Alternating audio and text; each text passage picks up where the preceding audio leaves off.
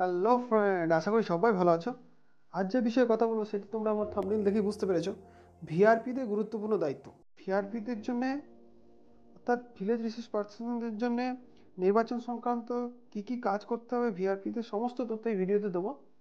আজকে নির্বাচন সংক্রান্ত কাজে যেভাবে ভিআরপিদের ব্যবহার করা হচ্ছে তাতে সত্যি একটা গর্বের বিষয় ভিআরপিদের।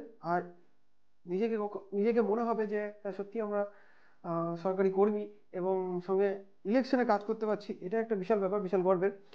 আজকে সেই বিষয়েই বলবো।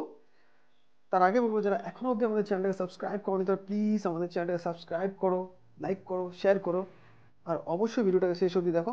শেষ অবধি দেখেই বুঝতে পারবে যে ভিআরপিদের জন্য কি কি চমক অপেক্ষা করছে।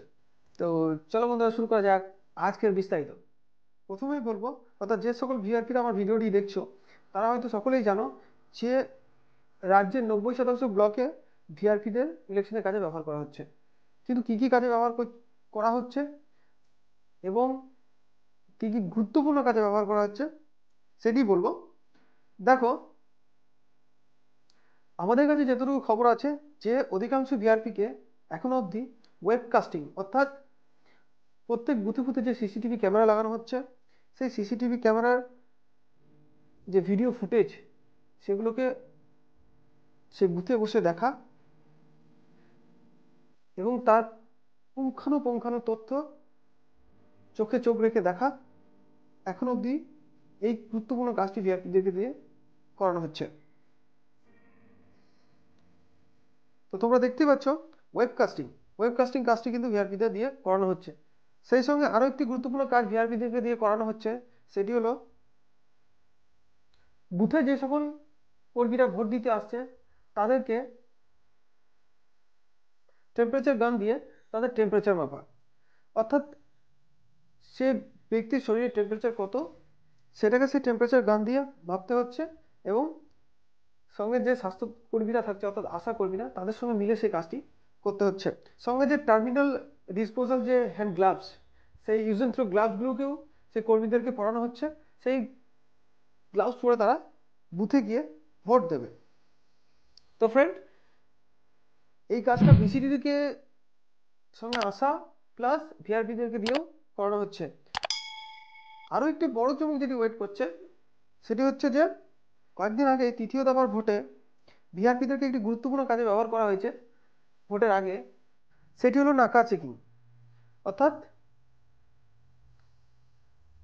প্রত্যেক রাস্তার মোড়ে দাঁড়িয়ে কোনো সন্দেহভাজন গাড়িকে দেখলেই থানার উচ্চপদস্থ আধিকারিকের সঙ্গে থেকে সেই সন্দেহভাজন গাড়িটিকে চেক করা এবং সঙ্গে আরও অনেক আধিকারিক থাকবে, ইআরও থেকে শুরু করে যারা ইলেকশনের কাজে যুক্ত দায়িত্বপূর্ণ অফিসার, তাদের সাথে থেকে কাঁধে কাঁধ মিলিয়ে কাজ করতে হবে।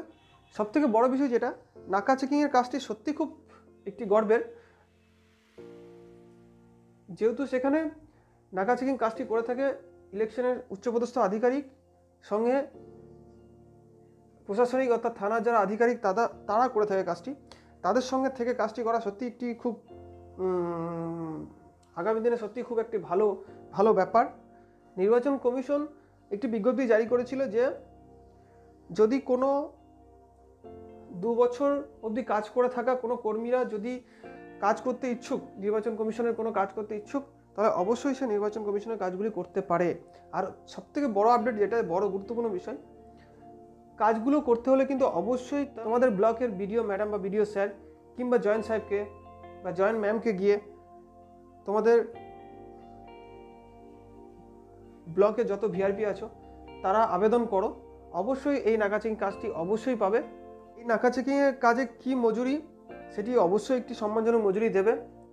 তো অবশ্যই বলবো বন্ধুরা, ব্লকে গিয়ে বিডিও স্যারের কাছে আবেদন করো, বিডিও ম্যাডামের কাছে আবেদন করো যে আমরাও নাকা চেকিংয়ের কাজটি করতে চাই। অবশ্যই সেই কাজটি তোমরা পাবে।